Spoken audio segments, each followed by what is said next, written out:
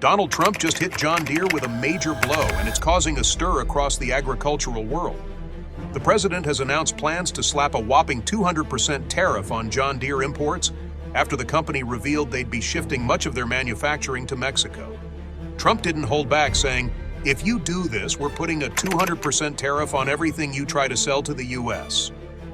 This all comes amid growing frustration from farmers who've had enough of John Deere's shoddy service and expensive machinery. The company, which has pretty much taken over the farming equipment market, is now facing serious backlash as farmers push back for the right to repair their own tractors. It doesn't help that John Deere's CEO has seen a nearly 200% increase in his salary, raking in nearly $16 million just a couple of years ago. Meanwhile, farmers are struggling to get their tractors fixed. Something's clearly off with the whole situation, and farmers are fed up, especially considering how much they've helped John Deere grow into a multi-billion-dollar giant, while their own struggles seem to get ignored. Looking back at John Deere's history, it all started in the early 1800s with the goal of making life easier for farmers. John Deere, a blacksmith, invented the first steel plow, revolutionizing farming for good. For years, the company was all about helping farmers, evident in their old ads that showcased their tractors and plows as reliable and friendly tools for the job. Farmers felt they could trust John Deere, especially when choosing their equipment. Because, let's face it, they can't afford to make mistakes when it comes to expensive machinery.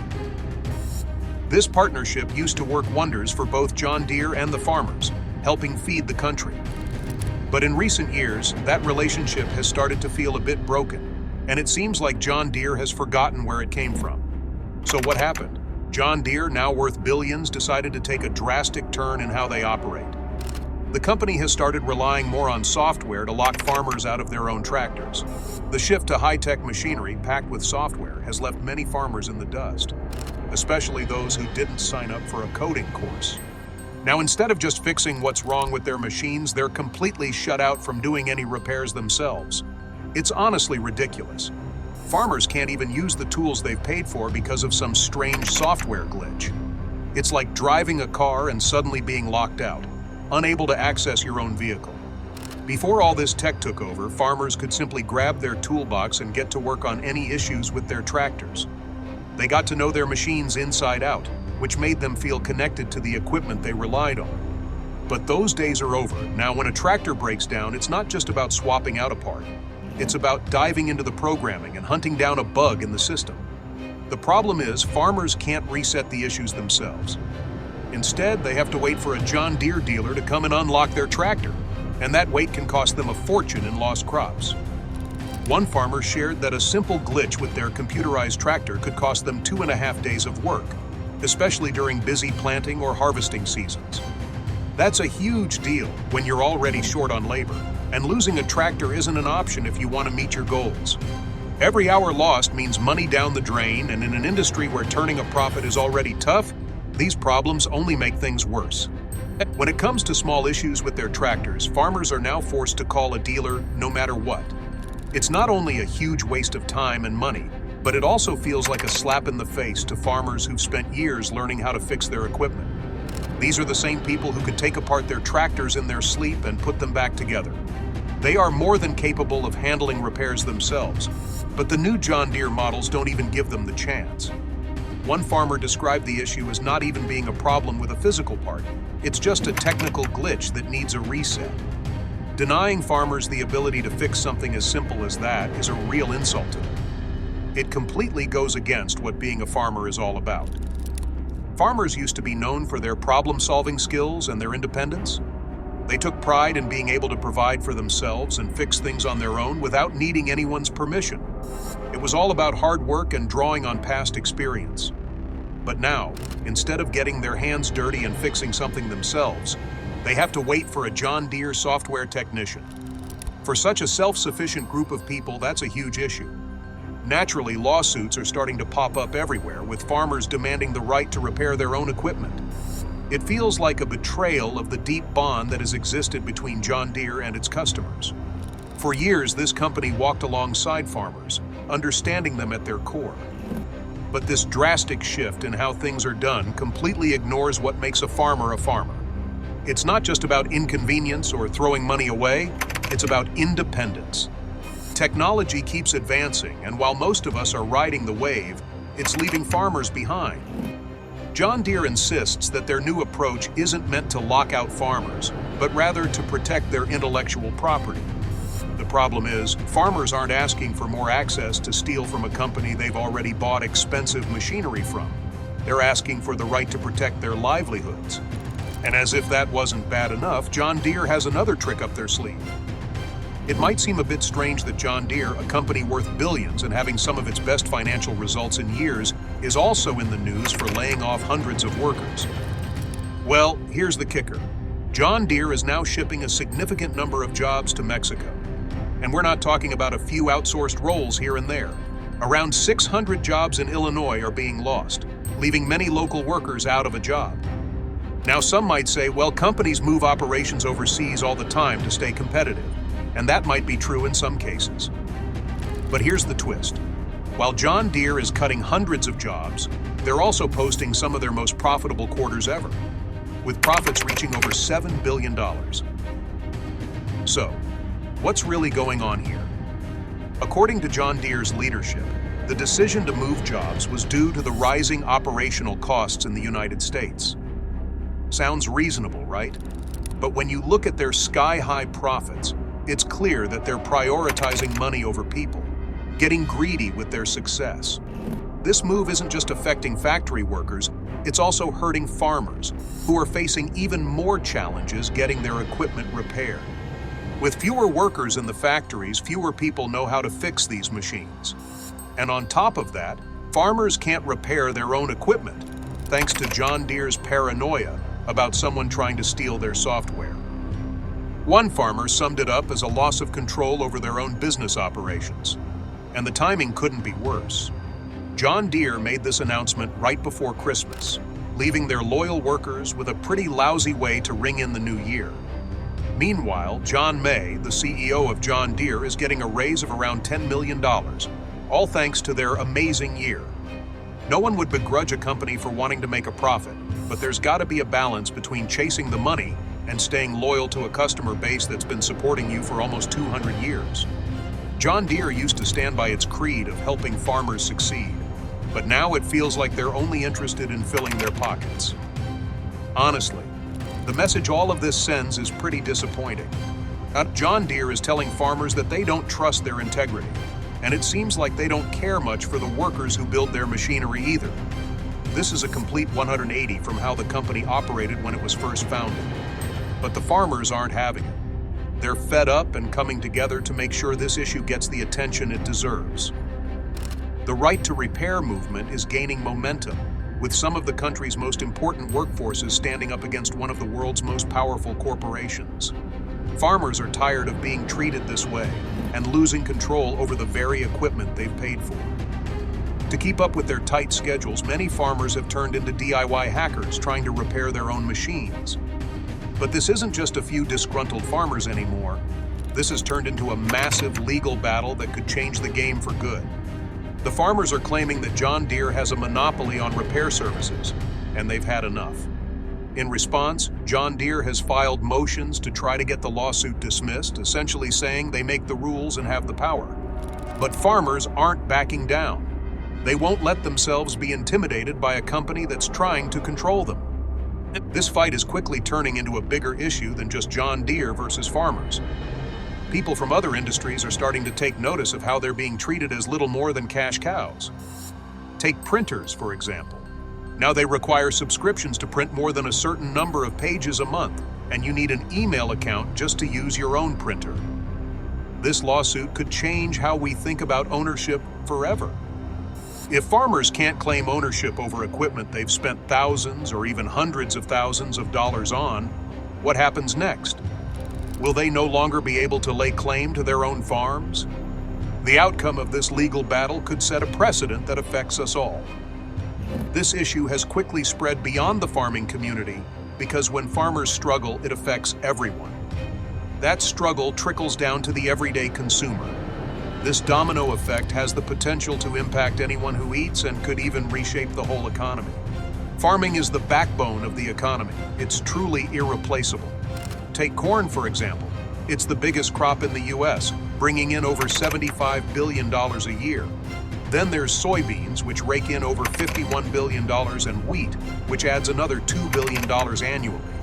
This is a massive industry, and to see it grind to a halt because farmers can't manage their own equipment feels more like something out of a dystopian novel than real life. This fight isn't just about farmers, it's about your dinner table, your bank account, and even your job. If farmers can't farm, grocery prices will skyrocket. Time is money in the farming world, and the cost of delays will eventually be passed down to you, the consumer, not to the billion-dollar corporations that are causing these issues. But it gets worse. The outcome of this John Deere lawsuit could set a dangerous precedent for how companies operate. If John Deere gets away with controlling who can repair equipment they've already sold, what's to stop other companies from doing the same with their products? Imagine a world where phone companies or car manufacturers get to decide who can and can't repair your devices or vehicles. It sounds like a money grab waiting to happen. Already, companies are using software locks and restrictive policies to stop people from accessing their own belongings. It begs the question, how much control is too much? Sure, companies want to protect their technology, but they're doing it at the expense of customers who simply want to fix what they've already paid for. Pretending that this is all about protecting intellectual property is a joke, and farmers everywhere can see right through those excuses. But there is hope. More and more, consumer rights groups, mechanics, politicians, and even everyday people like you are becoming aware of this issue. And with awareness comes the power to fight back. Farmers are now pushing for right-to-repair laws that would force companies like John Deere to provide the information and tools people need to fix their own equipment. This isn't just about saving a few bucks on technician visits. It's about preserving the traditions and self-sufficiency of farmers everywhere, making sure corporations can't take over their operations. While on the surface, the right-to-repair movement might seem a bit odd or petty, it's actually much more important than it seems. This is about ownership, affordable food, and ensuring people can shape their own future without being controlled by big companies. Now picture a future where all the machines on a farm are fully autonomous, running day and night with satellite guidance. It might sound like something straight out of a sci-fi movie or a tech enthusiast's dream, but this is happening right now. While it's exciting to think about such advances in technology, we need to step back and ask ourselves, is this really a step forward, or could it actually be 2 steps back? The more powerful technology becomes, the less it feels like our rights as consumers matter, and the more power corporations gain. Farming has come a long way from the days when tractors needed horses to operate, or from the invention of the steel plow, when John Deere was just an idea in a blacksmith's mind. These days, a modern tractor is like a moving computer with more screens than windows. They're packed with GPS, touchscreens, leather seats, and all kinds of high-tech features. While we're all impressed by these advancements, people are starting to realize the price they have to pay for all these luxuries. The cost of this technology isn't just financial, it comes with some unexpected consequences. Modern tractors rely on global navigation satellite systems, GNSS, which are like an upgraded version of GPS to guide them. Thanks to this technology, farmers today can harvest 175 bushels of corn per acre compared to the 20 bushels their great-grandparents were pulling in. On the surface, that sounds amazing. But as the technology improves, so does the control that companies like John Deere have over the very machines farmers rely on. This technological leap is nothing short of amazing, a true testament to the brilliance and creativity of engineers and farmers working together to achieve the seemingly impossible. However, these high-tech tractors are often referred to in the agricultural community as drive-by-wire systems. This term highlights the fact that there's no physical connection between the controls and the machinery they operate. It sounds futuristic and convenient, but when something goes wrong, it's no longer a simple fix.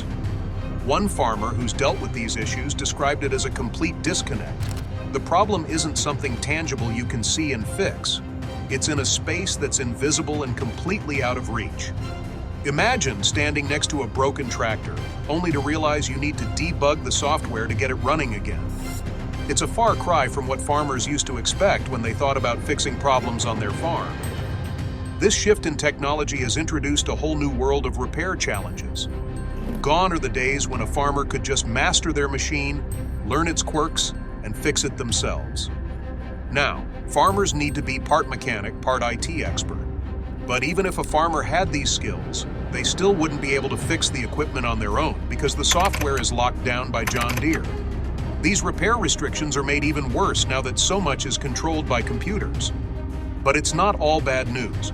There are some incredible benefits to this new technology, and it's part of the reason why farmers brought into this kind of equipment in the first place. With this advanced precision farming tech, farmers can plant seeds with pinpoint accuracy, making sure each seed is placed just where it needs to be, with the right amount of soil, water, and fertilizer. The ability to fine-tune these factors means crops grow more uniformly than ever before. The luxury of being able to customize every aspect of the growing process is something no one could have imagined just a few years ago. The environmental benefits of this technology are certainly worth mentioning. By using fewer chemicals and pollutants, farmers are not only helping the planet, but also saving money on water, fertilizers, seeds, and chemicals. However, this all comes at a price. As we hand more control over to technology and rely on its precise abilities, we must ask, are we sacrificing something even more important in the process? What really matters in the long run, efficiency or self-sufficiency? If the computers break down, will we even know how to handle problems on our own? The fear is that farmers may soon be replaced by technicians, with the hands-on, independent work of farming fading away. This is more than just a repair issue. It's about the survival of farming itself. Is farming still about the experience and knowledge passed down through generations? Or has it become all about managing data and systems for maximum efficiency? The debate is tough for farmers. On one hand, they see the clear advantages of this technology. Their jobs have become easier, less physically demanding, and their farms are more productive than ever. The numbers don't lie, the gains are there. But many farmers are also thinking about the bigger picture. They're not blind to the risks. There's a growing concern that if they rely too much on these advanced systems, they could lose control over their operations. If someone else holds the keys to the software, can they ever truly say the farm is theirs? The agricultural sector has always been one that offers rewards to those who are able to swiftly adjust to new approaches. The farmers who were the first to master cutting-edge techniques or technologies were the ones who were successful. Nevertheless, the question that remains is whether or not they will be able to continue to adapt, or whether or not they will lose touch with what it truly means to farm as technology continues to become more complicated and out of their grasp. There is a distinct difference between this technological transition and the past advancements in farming. It is no longer sufficient to simply enhance agricultural implements such as plows or fertilizers. Rather, the entire agricultural sector needs to be redesigned. Now, the emphasis is placed on practicability and, most importantly, profit. Despite the clear fact that John Deere has achieved an extraordinary level of financial success, the question that remains is, what about the farmers? Many people have the impression that they have been left behind as they fail to keep up with technological advancements that should be assisting them in thriving. In terms of finances, the numbers are arresting. In 2021, John Deere made a profit of $7.7 billion, while the average farmer is barely surviving and working on razor-thin margins. There is a significant disparity between the two. A developing division is brought into focus by this striking contrast. John Deere's profits continue to rise, particularly in the areas of parts and services, despite the fact that farmers are doing their best to adapt to a shifting environment. Between the years 2013 and 2020, the sales of parts increased by 23%, resulting in an astounding $6.8 billion. In spite of this, sales of agricultural equipment itself dropped by 20%, which indicates a significant shift in the income model utilized by the corporation. This pattern has been observed by farmers who have the impression that they are being targeted not for the sale of new machinery, but rather for the sale of parts and maintenance. It has been reported that John Deere has made at least 3 to 6 times as much money from the selling of parts and services as they did from the sale of their equipment initially. A great number of people are concerned about this business model because it gives the impression that John Deere makes more money from the maintenance of their machines than from the actual sale of such machines. One person who exemplifies this mismatch is John May, the CEO of John Deere. During the height of the pandemic in the year 2020, His pay surged by 160%, reaching an astounding amount of $15.6 million that year. Many people have begun to wonder where John Deere's priorities lay as a result of this rapid increase in earnings, which comes at a time when farmers are struggling to make ends meet. Is their entire concentration on maximizing profits, or do they take into account the need of the farmers who rely on the equipment that they provide? Concerns regarding exploitation have been raised as a result of the striking contrast between the growing earnings of John Deere and the problems of the farmers who make up its customer base. In the past, the value of John Deere was founded on the company's dedication to assisting farmers in achieving success.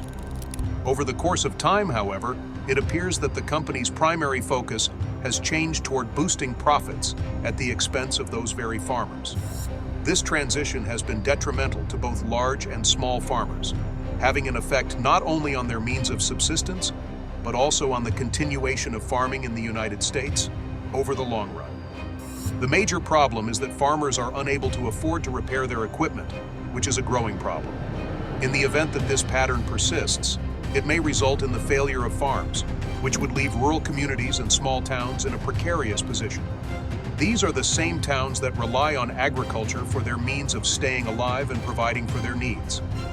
In the event that farmers are unable to maintain their operations, the issue that is looming is, how many of these little towns would run the risk of experiencing economic ruin? In response, there has been a rising effort to encourage John Deere to take responsibility for its actions. The repair practices of John Deere are the subject of a federal class action lawsuit that is now being filed. The lawsuit alleges significant acts of antitrust violation. Due to the fact that John Deere, which was long seen as a reliable partner in farming, has been increasingly perceived as exploiting its consumers for the purpose of making a profit, this court struggle reflects a profound sense of betrayal from the agricultural community. The long-term damage to John Deere's reputation and the trust that it has with farmers is becoming more and more apparent, despite the fact that the company may have gained huge profits in the short term. As more people become aware of the gravity of this problem, there is a growing movement to call for positive change.